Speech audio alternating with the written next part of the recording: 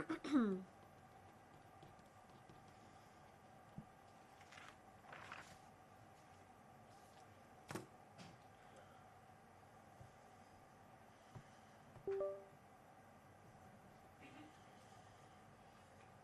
to shut this, okay? Sure. And we're going to try it. You okay? Yep. As a frame, it's okay, right? Yeah, looks good.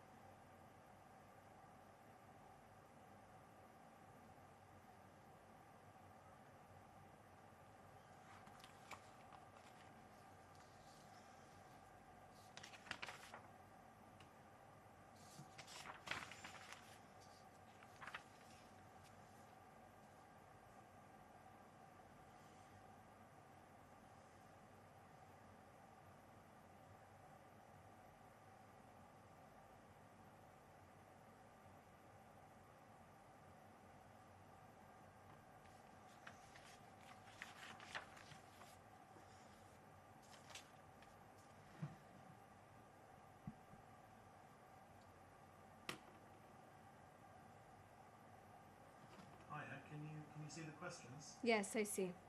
They're not easy, okay? They're trying to get you to say things that you don't want to say. So, For the first one, let me know what you think. yeah. Okay, so the answer to the first one, and you do Israel's won the war, you lay out again, I've laid out in my answer there the phenomenal achievements that the Prime Minister has achieved in this war. Okay? 3 days after the start of this war, the Prime Minister said we would change the face of the Middle East, and that's precisely what he has done. With Iraq, with Iran, with Hezbollah, with Hamas, they're no longer able to launch an attack, which they did on October the 7th. Okay, you don't have to say won the war, or you can if you want to, but our achievements are clear as day. Okay.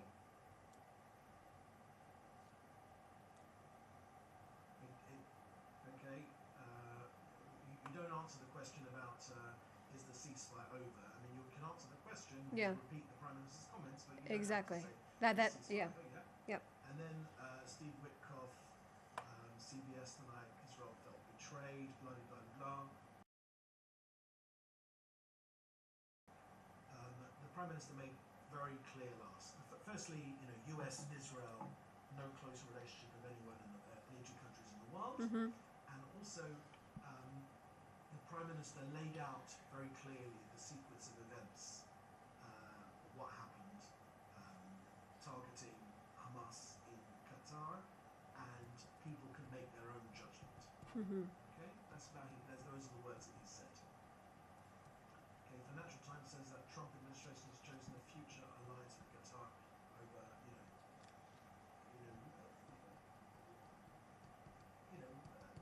the answer to that question is the president has called the alliance with Israel unbreakable. Why? Because of shared values, shared objectives, and shared enemies. Nothing will tear that apart. Nothing will change that. Okay, Leo Soroka, Washington Post, any soldiers injured, referring to the IDF.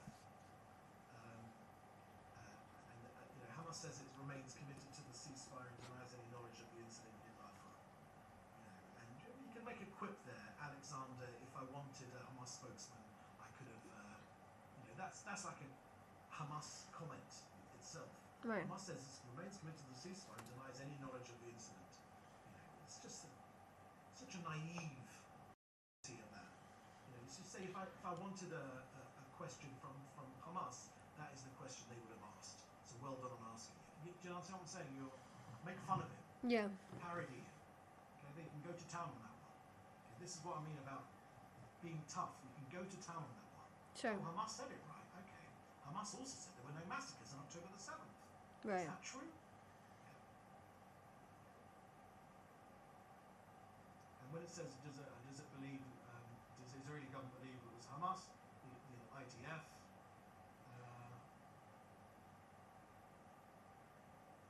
James Marlowe.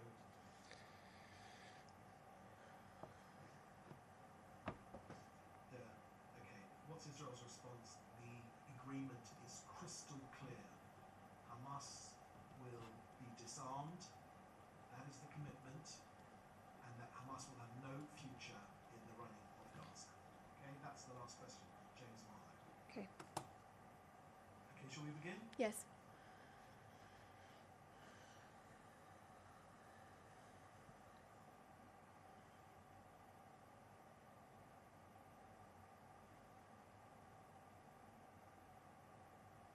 Five, 4, 3, 2, 1. Good afternoon, everyone. Shalom. I'm Shosh Bedrosian, spokeswoman for the National Public Diplomacy Directorate here in the Prime Minister's office.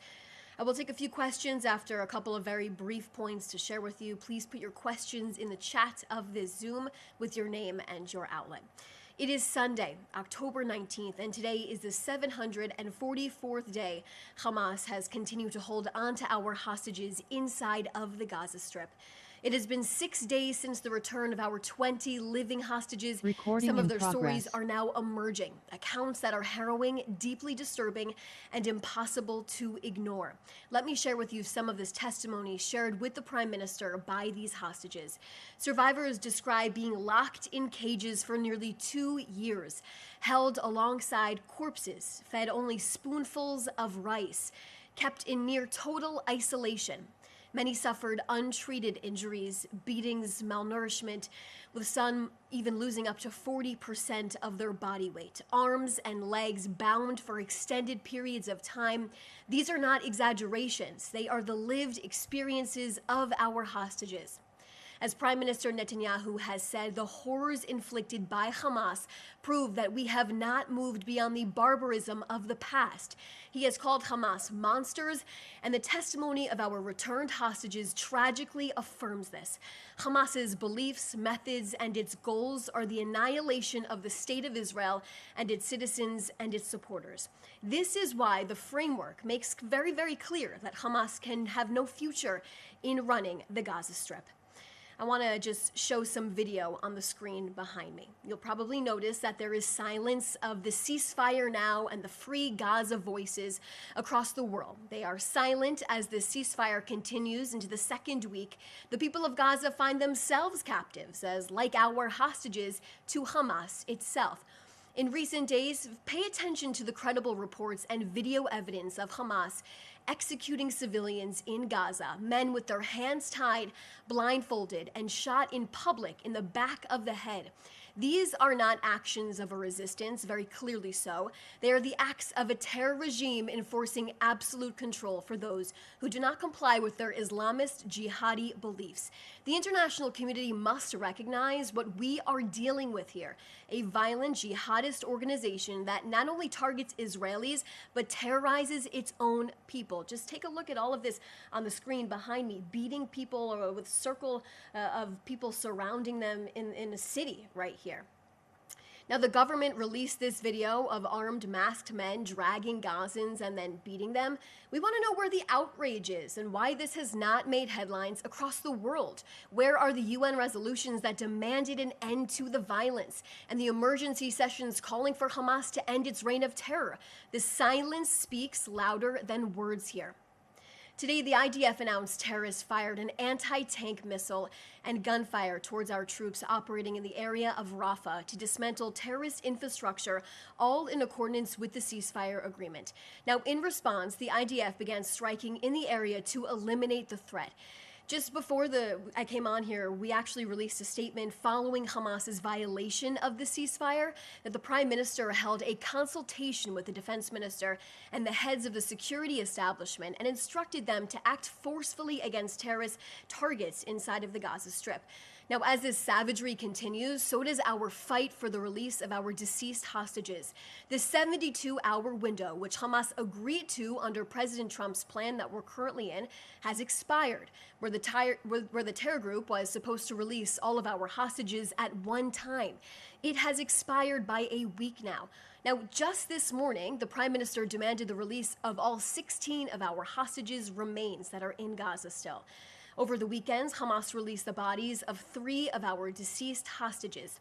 Eliyahu Margalit, who was feeding his beloved horses on Kibbutz Nir Oz on the morning of October 7th, when he was murdered and his body was kidnapped into Gaza. And Ronen Engel, who was murdered while his family was in their home. He was defending them from terrorists that infiltrated their house on Kibbutz Nir Oz on the morning of October 7th. And just this afternoon, the body of a Thai hostage, Sontai Okarsri, was also identified. He was murdered on the morning of October 7th while in the orchards of Kibbutz Be'eri. His body was later kidnapped into the Gaza Strip. Now, may their memories forever be a blessing. Hamas knows where our hostages are located inside of the Gaza Strip. We are aware that when Hamas feels the pressure from Israel and the United States, they start to return more of our hostages' remains. Let's reiterate the facts here. Hamas is required to uphold its commitments to the mediators, including President Trump, to return our remaining hostages as part of this agreement. The Prime Minister has made it abundantly clear there will be no compromise and Israel will spare no effort until all of our fallen hostages are home. There are 16 more hostages that need to be returned. Now, Prime Minister Netanyahu submitted for government approval today the permanent name of this war as the War of Redemption, in Hebrew known as Milchemet Hatkuma. It was approved by the government. It comes as Israel marks 2 years since a terrible disaster, where we remember how we started in times of tragedy and how we rose up dramatically on our feet, dynamically, and returned intensive war to our enemies. The Prime Minister said last night in an interview here in Israel that Israel removed the existential threat of the Iranian axis from the Jewish state as Israel broke the deadly chokehold Iran tried to create here, establishing this national redemption project in the land of Israel and our strong and flourishing state. Prime Minister Netanyahu said on the 3rd day of the war that we will change the face of the Middle East. And that's exactly what we did, which was made possible by 3 things: the sacrifice and bravery from our heroic soldiers on all fronts, the decisions led by the Prime Minister and the government, and the special relationship between the Prime Minister and President Trump, who helped us in the second half of the war. From the beginning, the Prime Minister took on enormous decisions, first declaring war on Hamas in Gaza and calling up all of our soldiers, all 400,000 of them, to be recruited for this war.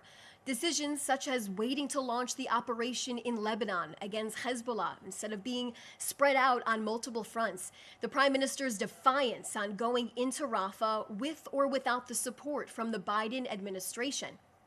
And taking out the heads of Iran's axis like Sinwar and Nasrallah, the Beeper operation in Lebanon, and the historic operation against Iran's nuclear program in direct coordination with President Trump. The Prime Minister says this is a war of redemption of our people as a direct continuation of the War of Independence. I'll take a few questions right now.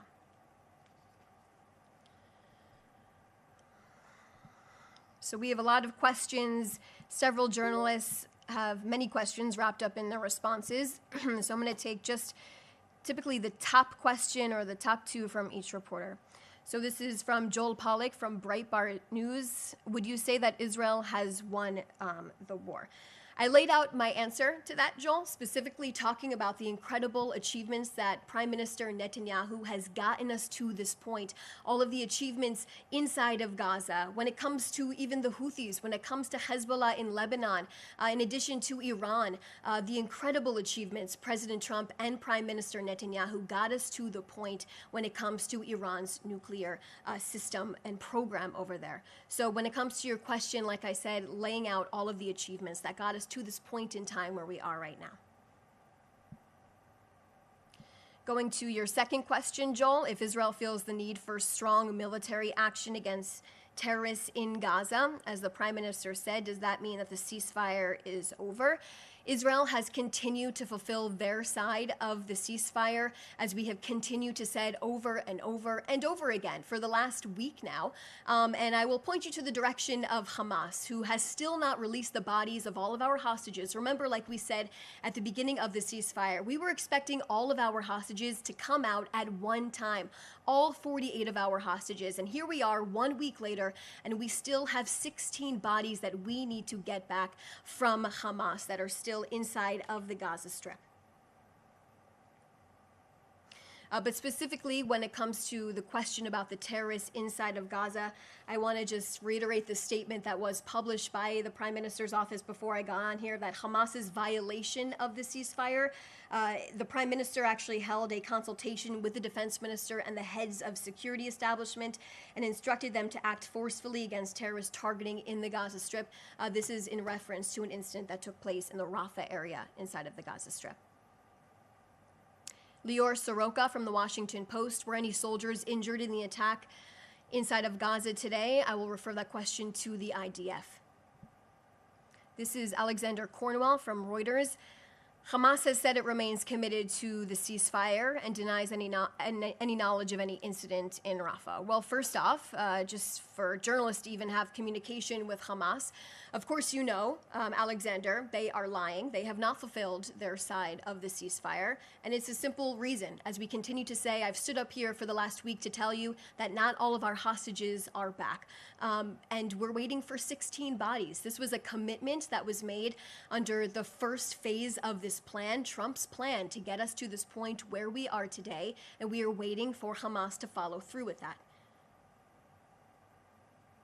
In terms of this other question you're asking, Alexander, does the Israeli government believe that those who opened fire on Israeli soldiers were Hamas militants? Refer you back to the statement that I just read about the incident.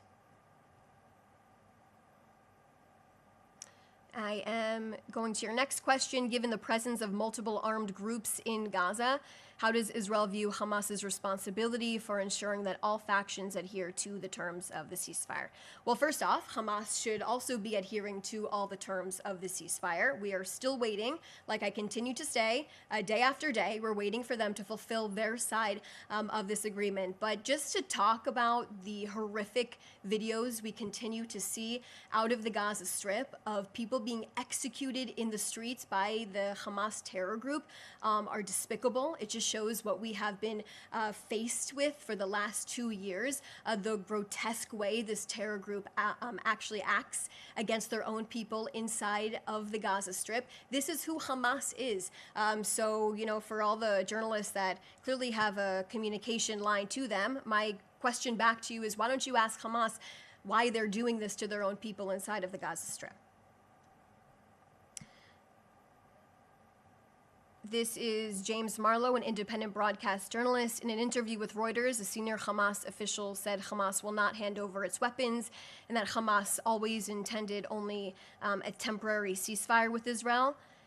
My response to that is that Hamas accepted the terms of this plan that we are currently under, and the 20-point plan outlines that Hamas needs to demilitarize. All of Gaza needs to be demilitarized. Hamas needs to be disarmed, and that Hamas will have no future role in the governance of the Palestinian people inside of the Gaza Strip. Yael Ben-Horin from Agencia EFE, do you consider today's events in Gaza the official resumption of the war? I gave a statement that the Prime Minister's office put out just a little while ago, speaking about this incident that happened. Lazar Berman from the Times of Israel. On October 9th, you said all of the Prime Minister's objectives have now been achieved. With Hamas holding onto the majority of the slain hostages and saying that they won't disarm, is that still your assessment? So to talk about that, like I said, in terms of the 20-point plan, all of this has been approved on all sides by all parties that Hamas needs to be demilitarized. They will have no part of governing the Palestinian people in the future. But like I continue to say, we are are waiting for Hamas to fulfill their side of this ceasefire agreement to release all of our hostages that are still in captivity at this point in time, which is 16 bodies. And I outlined earlier in this briefing what our 20 living hostages have been able to convey about their experiences in captivity. I want all journalists to really understand those stories and understand really people captive inside of the Gaza Strip, and you can see the enormous amount of violence that is happening to their own people inside of the Gaza Strip as well. This is Hilde Gran from TV2 Norway. Are the airstrikes happening within the yellow line? Are there civilians in the area? In terms of any airstrikes inside of the Gaza Strip, we are currently in a ceasefire, like we continue to say, but if there is a threat to our soldiers inside of the Gaza Strip, they are allowed to, of course, protect themselves and do what is needed to do. Just going through the rest of these questions. This is Kano Watanabe, excuse me for the mispronunciation there, from a Japanese newspaper. I answered your question about the airstrikes in Gaza just now. Jean from PBS, you want us to report on the happenings inside of Gaza, but you don't allow us as independent journalists to go inside of the Gaza Strip. In reference to that, I always and have in the last few days talked about journalist access going into the Gaza Strip. I refer that question to the IDF. Also, the Prime Minister's office has facilitated these trips and these visits for journalists to go into the Gaza Strip to embed with the Jewish edition. Has the Prime Minister discussed the repeated multiple Hamas violations of the agreement with President Donald Trump? I'll refer you back to my statement that I just said in reference to the incident that happened inside of the Gaza Strip with our IDF soldiers, but Israel and President Trump continue to put immense pressure on Hamas to release our remaining hostages. Day after day, we continue to do so.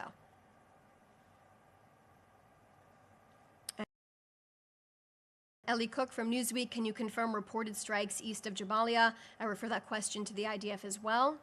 And Matthew Duran from ABC Australia, how many militia groups inside of Gaza is Israel supporting, and how does that undermine the prospect of stability inside of the Gaza Strip? Here's what I can provide you on that. Specifically, we know that Hamas needs to be demilitarized. This is what we continue to say over and over again. This is part of the 20-point plan. Hamas cannot have any part of the future of the Gaza Strip.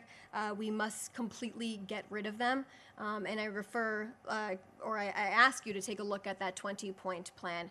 But like I said, the violence inside of the Gaza Strip is disgusting to watch. These Palestinians suffer. Here in Israel, we are scratching our heads as to where the outrage is. We want to know where the outrage is. For 2 years, people have been calling for a ceasefire, calling to free Gaza. And here we are at this point in time watching these horrific videos I just showed you on our screen, Palestinians being executed in the streets by Hamas, and the international community is silent.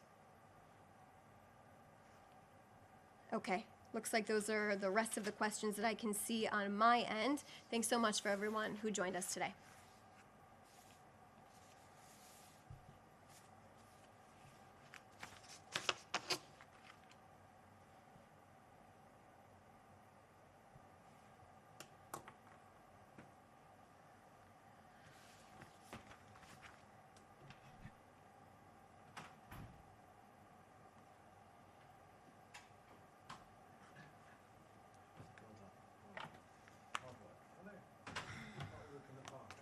You know, I really just like when they have follow-up questions. Yeah, that's not part of the plan here, buddies. That's the beauty of the Zoom. How was that? I tried to. It's good. Good. You're going to get even better. You're going to get even better. It's hot in here, guys. You have to, the attitude you need is fuck you. If they were sitting here, it would be, I feel like I could face